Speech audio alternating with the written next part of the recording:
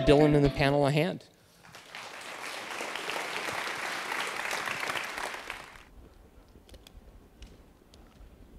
We'll start there. I haven't seen this deck yet, so this is great. Thanks, everyone, for coming out today. It's great to get all these people together. I'm really excited to, one, be here to introduce you to a few of these people if you haven't met them yet. In Portland, we've got Jamin, who came in from New York City. That was a great new company that we had in our last New York City class with Dash. And then Daryl Whitelaw came up from San Francisco, and I've known Daryl for a long time as someone who's made a lot of things. And I think all four of the people we have on this is important to reflect that they're makers, not just marketers. It's kind of this new movement of delighting with disruption are things that they really do on a daily basis. And whether they all openly admit it or not, I've got them to share some good examples of some things they've done. Myself, I've been in Portland a while. Right now, I work for Techstars, which is a venture company out of Boulder, Colorado. And we're fortunate enough to work with Jesse and the rest of the Nike team on the Nike Accelerator, working on fuel, working on Fuel Band, Nike Plus, and looking at how fuel and Fuel Band and physical activity can merge with digital activity, how lifestyle is impacted by social, how everything we do now connects. As he was pointing out prior to every device on his body that connects with each other, we're at that point in time. We're going to see more and more and more of this. And I don't know whether it's good or bad yet, but it's happening. Our organization, we have the Nike Accelerator here. We have 9 other locations from London to Boston to Austin, Texas. But my charter now is to focus in on high target vertical markets. So right now, I get to spend my days, almost every day, meeting with people that are disruptive. I won't use the innovate word because that was boycotted from the last speaker. But people that are disruptive to industries, that are changing the way we use tools and products and web interfaces and mobile interfaces and even agricultural technology and clean tech in new ways. So I get to meet these makers every single day and these dreamers and hopefully bring, the way we do is we bring about 150 of these companies to life through funding them every year. So I feel fortunate about just being to meet and interact with a lot of people like this. We've got a lot of people that are going to be familiar with Nike, if you're from Portland or anywhere in the world. And Jesse's led the digital, the global brand team, really creating that experience worldwide. And he has a massive team that work around the world with him to help him execute. Probably not big enough, but it's pretty exciting to see what he's going to do. And I'm excited for him to share a few stories. Daryl will be next. Daryl's going to talk about some of the new things he's doing with normal technology that you might use every day that you don't realize the experiences you're having with it and how they're doing it in a better, easier, more useful way. And then Kim, of course, if you're in Portland and you haven't been to Salt and Straw yet, you need to move to Vancouver. Because there isn't one there yet, and you won't be tempted. But it's amazing to see. If you've been, and I think there's some samples after today, so if you haven't tasted it yet, you guys are going to be allowed to try some of the ice cream. It's amazing. Now, when's the last time you thought you would eat blue cheese and pear in your ice cream? Or goat cheese and pepper jelly in your ice cream, right? All these different unique flavors that they're creating are mind-blowing. I remember the first time I sat in line around the block going, am I seriously waiting for a scoop of ice cream? You got to just go to the pint. I know. And now I know some secrets of how to get it faster. But I think that's a great thing. And it's kind of core to Portland, right, as a culture here of what we do. But it's not just to Portland anymore. It's everywhere. And whether it was a trend that started here or multiple places, we've taken it on more than anyone else. I think we live it. We question everything we eat and wait online for and and drink, and everything has to have a story. And Jamin's done something incredibly interesting. And from the technology standpoint, he's built a company called Dash. And anyone know of Dash yet? Have they seen what it does? He's created a way in which, you can actually have a relationship. In my words, and he'll explain it better, but you can create a relationship with your car. And maybe some of you are bikers and want a relationship with your bike, but it's really interesting what they've done to disrupt that experience of I own a car, I put gas in it, I drive it to work, I park it. And at some point in time, something might go wrong. I don't know what it is, and I'm just afraid it's going to cost me $500. They've built a better experience out of that. So my name's Daryl, Daryl Whitelaw. I'm from an experience design studio named Siberia. We're in New York and San Francisco. And when we set out to do what we were doing, it was really to just solve business problems with design thinking. Instead of going the McKinsey routes and wholesale firing entire departments, how can you use that design thinking to get the same kind of business results? And because of that, it helps having come from the background that I did. I tell people all the time that I sell sugary soda to children and bad credit lines to adults. Can everybody figure out what industry I work in? Advertising. Advertising. So I spent many, many years working in the advertising industry. It's an interesting industry for someone like me because I actually make really bad television. Because of that, I've spent most of my career making things that knucklehead creative directors put ads into. And that's translated really well for me as the entire industry has moved away from a shouting at people system into a creating experiences that people want to be part of that are ingrained in a brand. So all those years of getting paid less have really worked out for me in the long run. Anyway, we can kick right off. This is actually one of the projects that we're working on right now, and it's not done, but we were approached by a small startup named Go Watch It. And one of the things that really drew me, before I kick into this, actually, I'm going to backtrack. One of the things that drew me to what Dylan wanted to do with this panel around disrupting with delight is that disruption is sometimes taken as a very aggressive thing. And I don't think people really look at the subtler effects of disruption and being able to do great things for people when they're least expecting it and having a positive reaction to disruption. It also works two ways in the fact that there's disrupting business and then there's disrupting users. This was one of the cases where we addressed it and we looked at the existing product that they had, and it was good. It did the job. But the reality is for the user, what they were attempting to extract was data. They needed data for the studios in Hollywood in order to be able to create their business model out of that. It just sometimes tends to be a little on the nose. So when we approached this, what we did was we decided instead of disrupting the user flow, it was to disrupt the business flow. Talk to the investment bankers and the investors in the company and figure out a way that we could create a more linear experience for users that wouldn't be as aggressive, but completely changed the way they harvested data to ultimately get more on the back end. And what that did was it started making more content-driven experiences that, one, were just genuinely more pleasing to users. If anyone's looking at this on the existing site on a laptop or an iPad or something, you'll see what I'm talking about. It's very straightforward. Search something, queue it, line it up, give us data about what you thought about it, tell us would you go see a sequel. Like it's a harsh experience. So by taking that step back and making something that was a little bit lighter on the user, but at the same time changing their business model to be from data collection up front and treating people as product to treating them as users they wanted something to do with and that they wanted to form a longer relationship with. Another example of the delight, but more on the user side, is when we were creating an ATM finder for Citibank. One of the things that we looked at was who here gets cash from ATMs? Just raise your hand. Do you care where you get your cash from? Except for the $4.50 fee that they take from you. But the reality is when every bank goes through and makes an ATM finder, it becomes their ATMs. And we looked at a very subtle thing, licensing the Frommer's global ATM list for a whopping cost of $179.95. Was able to actually give people access to money when they need it, as opposed to access to a Citibank when they needed it. This is actually 2.5 years ago, so I really haven't done anything interesting in 2.5 years. But the goal was just getting a large institution like this to start thinking about, it's not about you, it's about your users. And how do you break their expectation? When anyone opens up an ATM finder, they expect to see, great, I have a 6-block walk to get to my closest bank. Not to see that if you're willing to accept the risk, you can go to Hidalgo's Bodega over on Marcy Avenue and you can pick yourself up $20.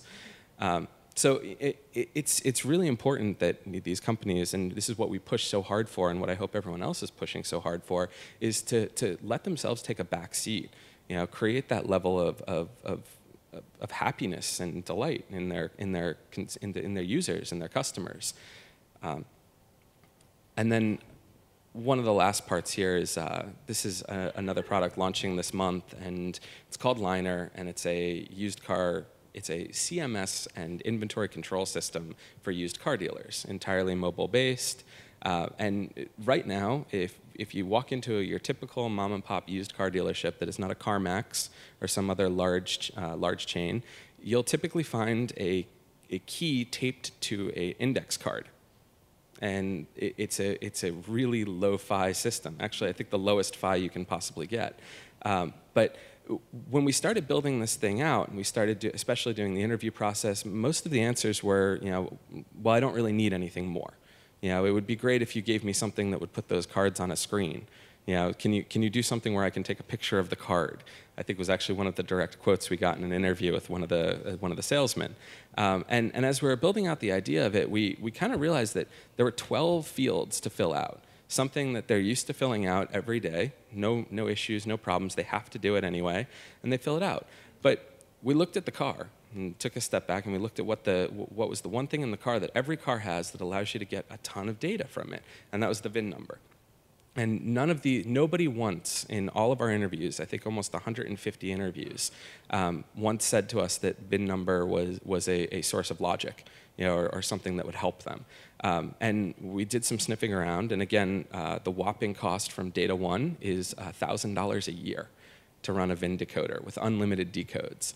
So this tiny little expense that we were able to put in on the company side was able to create just endless value in time, because 9 of the 12 options in here, with the exception of, I believe, price, condition, and one more, the mileage. Price, condition, and mileage are the only variables that you can't pull out of a VIN number. So being able to create that kind of experience for people, something that was entirely unexpected for them, and honestly highly disruptive to the used car industry, because the more they can actually input and the more they can get out, and as used cars stop being something that's sold on a mom and pop lot and start to become a more internet-based service, they're struggling to catch up. They're an industry that hasn't been innovated on in years, if at all. So the idea of bringing that in and allowing them to get as many cars in as rapidly as possible, and to just type in a VIN number, fill out everything, get your price in there, get any remarks you have, and be able to post it to Craigslist, post it to eBay Motors. It's the idea of just rapid input and rapid sales. So that's my 3 things here. The biggest takeaway with Daryl and all the work I've seen him do for a long time is he finds ways to take a lot of things away to make the experience better. Like things you can't probably sit in a conference room and you're brainstorming, you're like, we need to add more red, we need to add more of this. And it's actually, my people I work with hate me. Not clients. Clients love me. Clients love me. But the people I work with hate me because every feature is feature bloat. Yeah. No matter what you suggest, it's probably feature bloat unless you can make a really, really compelling argument to me to put it in there. And it's just because that level, again, everything is frustration. If you look at everything that you want to do as frustration, then you end up with a really base product. Yeah, I'd say time and time again, that's what I've seen him do. And it's really interesting to see, like, this new app, I really like the idea a lot, as it's going to, it's so easy just to type in this VIN number, and even if you use an optical scanner in the future, you could just shoot the VIN number on the dashboard, and now as a auto broker, I don't have to worry about it. I know my inventory on the fly at 3 in the morning, at any time, CRM in the future for it to be able to assign people that buy for me names. And when they're looking for a Volvo, they're looking for a Jetta, they're looking whatever, I know when it comes on the lot. So it's a really interesting solution to a big market problem. And this was also a bit of a cheater end because it's the first thing that we've done that didn't have a client behind it. So we're allowed to fail, again, cripplingly well. And if the whole thing goes south, there's nobody to sue us. There's nobody to get angry. I throw this in because it's a really great example of, again, the delight that you can show by just completely changing the way an industry works. They're happy, they're okay, but when you do something like this and you make it simple, they're going to be happy with it. The other examples are just more client-focused, being able to tell people to take risks and move back from their own selfish gain is maybe the right way. Yeah, for sure. Thanks, Daryl. All right, okay. Hello, I'm Kim Malik from Salt and Straw. Just out of curiosity, how many people have been to Salt and Straw in the room? Okay, so She's been there more than once, I think. All right, first of all, thank you. All right, there we are. I started out Salt and Straw. We opened as a food cart. Let's see, June 2011, so a little more than 2 years ago. And we make small batch ice cream by hand, about 5 gallons at a time. So we make it continuously, lots and lots of it. But this idea actually started for me back in 1996. And I started working for a really small company right out of college. Called Starbucks. There were about 30 stores, and my parents felt very sad for me because I didn't get a very good job. No one had ever heard of this company. My mom was saving my bedroom for like 3 years. I kept saying, no, it's going to be okay. Someday we're going to make it. It'll be okay. And as the company grew, I had a lot of really wonderful opportunities. But I always missed the days when it was really small, and I got to work with the local PTA and knew intimately the people who were, buying and producing and growing our products, and that really got me excited, that feeling and sense of community. And so in 1996, I told a friend in Portland, I'd like to open an ice cream shop in Portland, Oregon someday. I think that would have that same kind of sense of community that I really love. So then I went on to live in fear of that idea. I worked for a lot of great Fortune 500 companies all over the United States, and was commuting to New York and considering moving there from Seattle when one fateful weekend I met a guy in a bar in Portland. And instead of moving to New York, decided to move to Portland for love. And he found out I'd had this crazy idea, and asked me why I didn't want to do it and give it a try and go for it. And I said, well, I'd like to be able to eat and have a place to live. Those are the two things that I'm most afraid of. And he said, well, I can't really give you any money to start your company, but you can stay at my place and room and board for 1 year. So now what? And I was like, fuck. It's been so great having this dream, that no one ever called me on. So I proceeded to meet with a million banks, and of course no one in 2011 was going to give you any money, so I cashed in my 401k, the one thing I still had from my corporate life, and started this company. And my cousin had been studying business in China, and decided he was on the wrong path and wanted to drop out and go to culinary school. And again, my family thought that was very crazy. But he moved to Portland as well and helped me. He moved into our basement and started making ice cream. And that's how we started the company, with a little cart out on Alberta Street. About 6 weeks after we opened, we were named the new standard to beat by the Wall Street Journal, which is a really funny story I'll tell you over drinks sometime. By the end of the next summer, we were Oprah's favorite ice cream, and on. We were blown away. And for me, it all comes back to that idea of community. So people will often say, gosh, you have really long lines, and isn't that exciting? And I say, no, it's really stressful. We're trying to get through the lines and make sure everybody's happy and keep up our quality. But what it means to me is that idea of community, and coming back to that idea, which was my original dream. It's people having that moment to spend with their friends and family, maybe run into their neighbor. I can't tell you how many times people say, like, I'm going to buy the person behind me a scoop because I got to know them online. And where do we get to do that, nowadays? To me, that's the real honor. So the definition of community for us is defined by 3 things. So first of all, it's obviously our stores and our customers. And I just got this great letter from a customer. I pulled out part of the quote. Where people they really feed back to us like, gosh, I get that moment where I'm taken care of for a second. And that's such an honor for me and for our team to have that someone called it the anti-rush, where I get to the front of this really long line and I feel like I should hurry, but instead the person who's helping me takes an extra moment to tell that story about where the chocolate came from, or how this idea came to Tyler in the middle of the night to, add bone marrow and cherry together and create an ice cream. And that storytelling and that connection is what we're all about, and it's what fires me up and gets me me, coming into work every day. And our team takes a lot of time. Someone wrote me a letter literally just last week and said that she's a mother of 3, and she went into Salt and Straw last week, and she actually felt human for a second. And so that kind of connection to me is quite an honor, and to have a place, where people can spend that moment with their family or just treat themselves or be taken care of for a moment is what's central to what we're all about and what we're excited about when we see these long lines.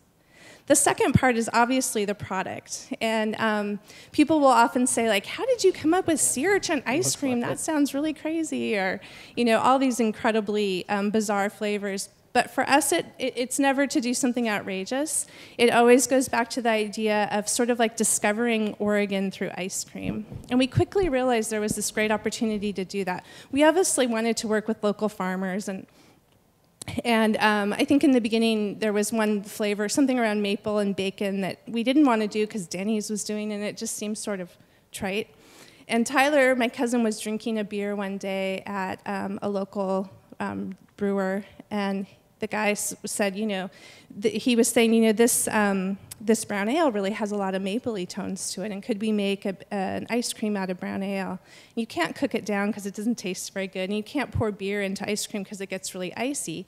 And so instead, they brought him back into the brewery, and they taught him how to re-brew the beer using cream, so to create that same experience. And then we called the guys at Olympic Provisions, who, they're a world famous charcuterie. We didn't even have a name yet. We didn't exist, and we said, we want to add bacon to this, and could you help us? And they said, come over tomorrow, we'll help you. And suddenly we realized there's this great power in collaborating, and it's like 1 + 1 = 5.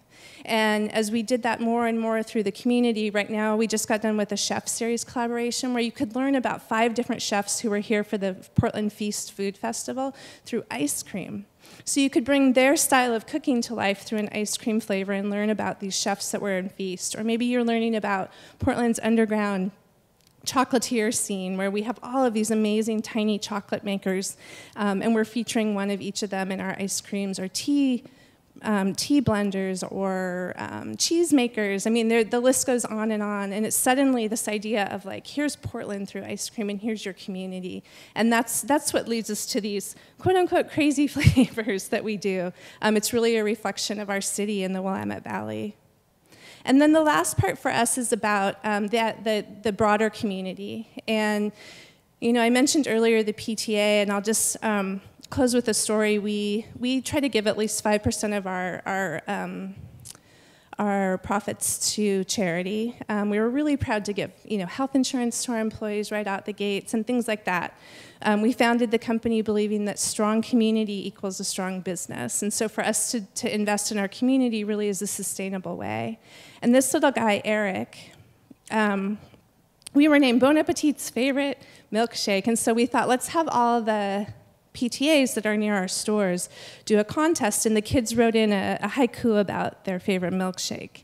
And he won. And so his whole class got a free milkshake party at Salt and Straw. And his parents pulled me aside, and they're, having a great time. And the parents said, this was really an amazing experience for our family. And I'm thinking, wow, okay, it's pretty fun. And they said, no, just so you know, when his poem was picked, we were told that he was going to have to read it in front of the whole school. And we thought there couldn't be anything worse because he has a really bad stuttering problem. And he'd never make it through his poem. So I saw a video of this. He got up on stage and he read the whole poem. He didn't stutter once. And he got off and everyone was high-fiving him and he was dancing. And he's never stuttered since.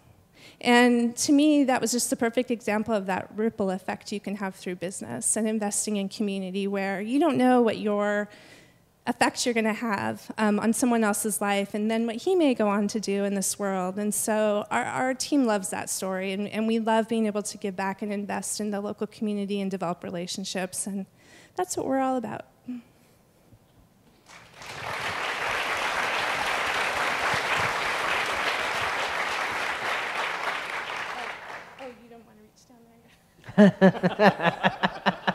Disrupting.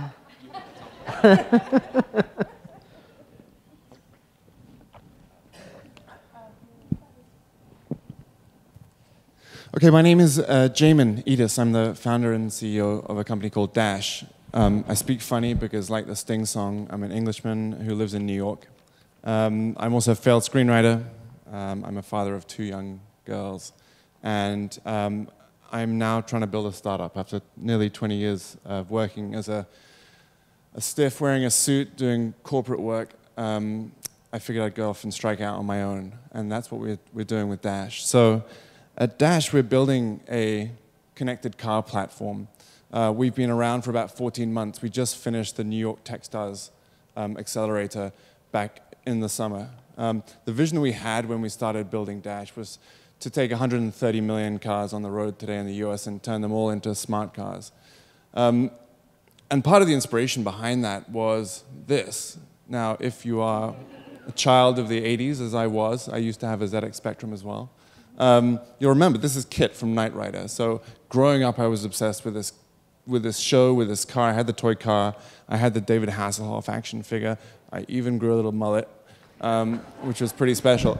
And we were promised that this would be the car of the future, a car that was packed full of technology, that talked to you, that helped you get out of problems that you had. But 30 years later, that science fiction didn't become science fact. And in fact, all of the computing power and the processing power and the software that we expected would end up in the dashboard of your car has ended up on your phone and on your tablet. And so we saw an opportunity to connect your car to your phone and to the cloud and create a whole suite of new experiences around that. And that's what we decided to build. So Dash is a hardware and a software product. Think of it like a Nike Fuel or a Fitbit for driving. We use a small commodity piece of hardware called an onboard diagnostic reader. You can get this for as low as $10 on Amazon. This plugs into any car on the road since 1996. It goes under your steering wheel. You can self-install it in 2 seconds. And from there, you connect it to your phone. So we've built this in Android, on iOS, and also for the web. And so once you pair it to your car, whenever you turn the key on your car, we start collecting data on how you're driving, who is driving, where are you going, what are you driving, why are you going there. And what you do with that data is really what we were trying to solve for as we were figuring out what the product would be. Because it's cool to be able to hack into your computer, but into your car, but then what? What do you do with all that information? So the value proposition that we have built the consumer product around is these 3 main areas: safety, savings, and social. Now, we did a lot of product benchmarking. We looked at things like OnStar, we looked at the operating systems in vehicles, and we found that universally they were pretty shitty, and that we could do something that was much more app-centric, that was a much more beautiful experience, one that was taking advantage of all the things that you could do on your phone and side-load that second screen experience into the car. Because by the time the software or even the hardware in your car hits the road, it's obsolete by about 5 years because of the product development lifecycle. We can turn things around in 5 weeks and push it to the experience. So in terms of safety, we focused around things like crash detection. But rather than paying $200 or $300 a year for OnStar, we give it to you for free.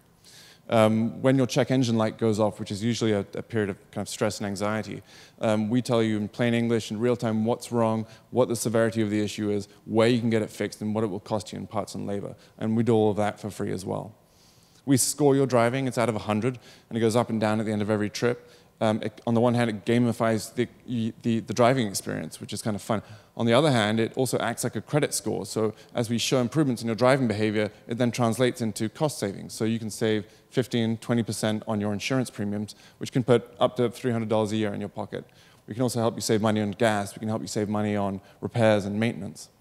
In terms of the social aspect, if you think about your Foursquare check-ins and sharing your locations, or sharing your running on Runkeeper, or sharing your music on Spotify with your social graph, we do the same thing here as well. But rather than manually having to check into a trip, which is a pain in the backside, the second you turn the key, we start harvesting that information. You can have Dash in your pocket, passively backgrounding the experience, or you can dock it up on your head unit in the car. And then we give you this kind of Prius red-green gauge to gamify your driving experience. And we also switch the UI to much more auditory alerts. So you can make it speak like Kit in Knight Rider, and it will say, as I turn the key, "Good morning, Mr. Edis." And it'll give you inspirational and encouraging feedback while you're driving. And then at the end of your trip, if you've done well, you'll unlock badges, or what we call bumper stickers. You'll get feedback on how to be a better driver.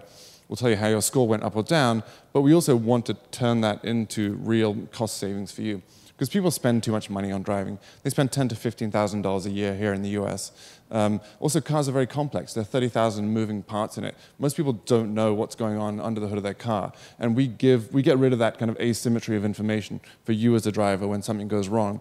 We also help solve the problem that you feel you're getting ripped off when you walk into a mechanic. We'll tell you in plain English how you should be fixing that. We also create a leaderboard, and so you can see how you compare to your peer set for driving.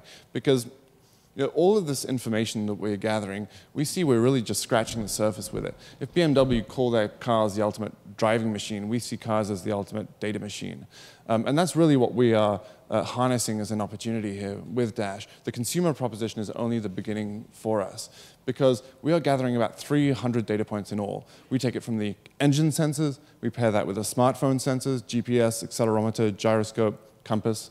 We pair it with the social graph. So right now we're integrated with Facebook, and we're adding Twitter and Google+, so we know the demographics of the driver, gender, income, what you like, who your friends are. And then the final data vertical that we're tracking is what we call ambient information to do with driving. So that's taking in third-party APIs for weather, for traffic, for business information that you're driving past. So all of that we are calling the automotive graph. So if Pandora is your music graph, if Facebook is your social graph, we are building the automotive graph. And for us, that's really what powers the platform for what we are building. We are starting off with a consumer proposition that we've built on Android, iOS, and web. We are currently rolling that out in beta across the US, and we've tried it in 7 international markets. We've, I think, taken 30,000 miles of driving, 20 million data points, and you can get really interesting insights on that. So for example, we found that based off the Dash score, people in California are better drivers than people in New York. We found that people with Android are better drivers than those with iOS, and we finally answered the question of who's a better driver, men or women, and the answer is, of course, women. What about New Yorkers that moved to California? Interesting. I'm going to do some cross-tabulation on that. I ride a motorcycle, so I'm just terrible. Yeah, it doesn't work, unfortunately, on that. So shortly after the consumer launch, which is going to come somewhere between 3 to 5 months from now, we'll be opening up the API to let third-party developers build on top of it.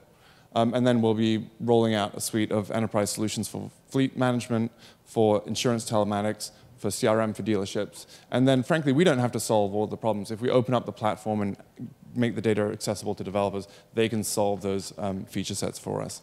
So we really see ourselves as part of a broader ecosystem and a way that we can harness smart connected devices and data to improve the way that people live their lives every day. So you have the Nest for the home, you have the Nike Fuel for your body, you now have Dash for driving. And so we'd love you guys to sign up for the beta, especially if you're Android users, please. Follow us on Dash Mobile, tweet I want Dash, we'll make sure we get you set up. We can talk a little bit about the delight aspect and the UX and product development process for us as a pre-launch startup in the Q&A. What I will say, and I brought this up in one of the breakout panels yesterday, when you're a bootstrap startup and you're resource constrained, time constrained, when we started this project 14 months ago, there were no competitors on the landscape, and now there are about 10.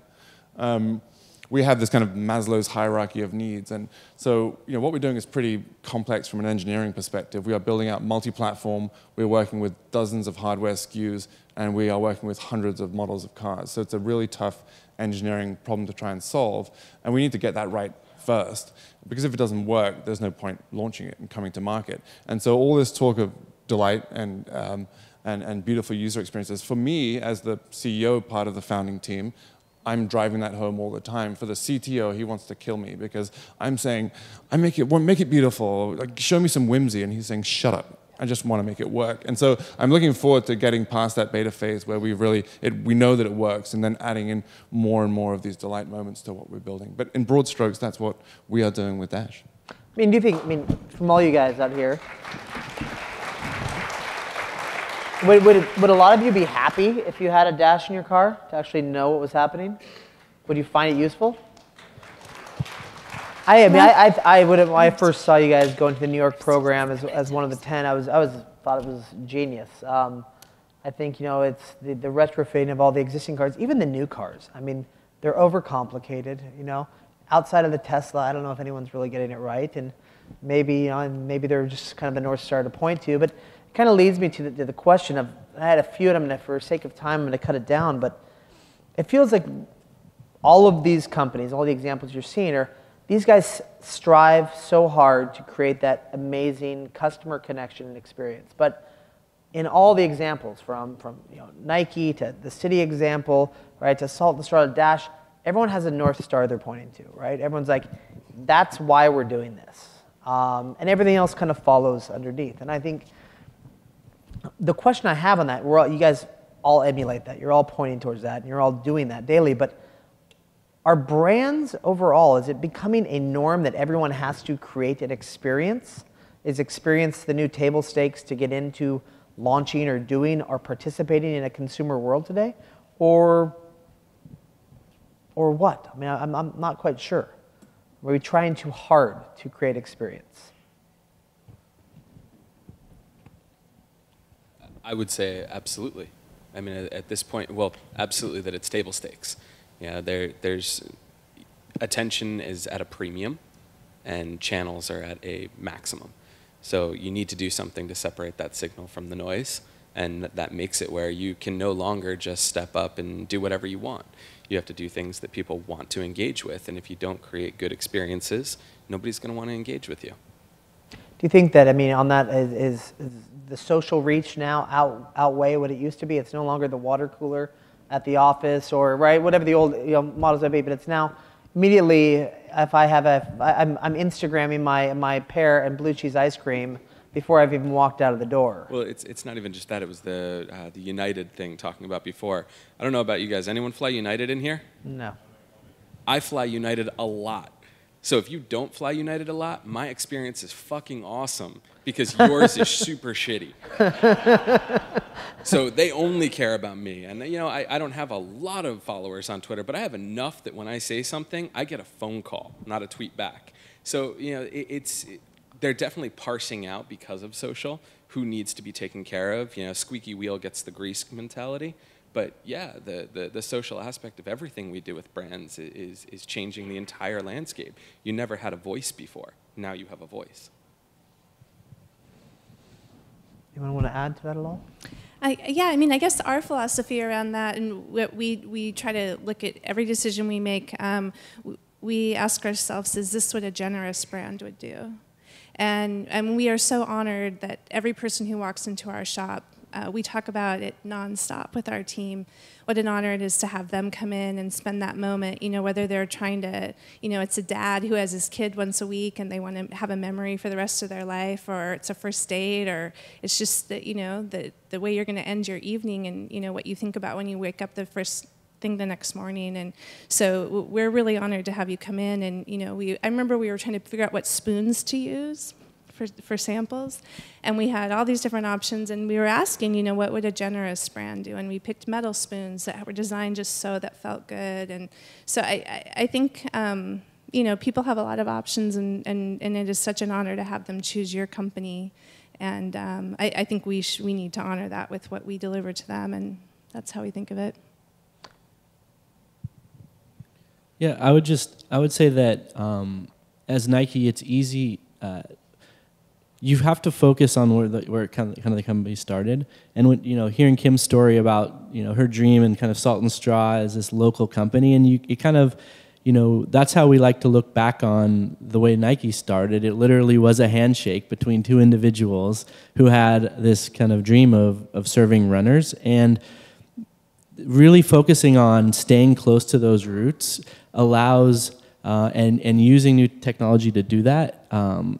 Allows you to really stay focused on creating value. And if you don't do that, then I think you run the risk of slipping. And if you start to slip, then you're not you lose your customer, and it becomes something that's just transaction based. So yes, it's overheard more, I think, today because of social media, but I think the focus still is back to what it always was. So just because it's overheard doesn't really change how and who you should focus on.